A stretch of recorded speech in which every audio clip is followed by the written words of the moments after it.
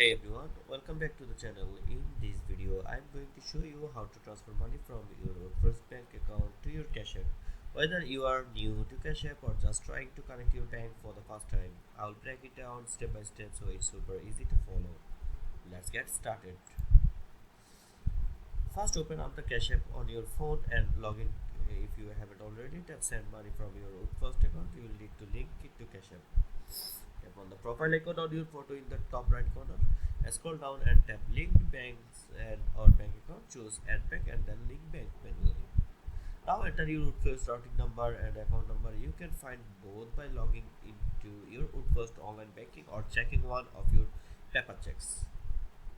Cash App may send a couple of small deposits of your Woodforest account, usually a few cents each, to confirm the link. These steps might take a day or two.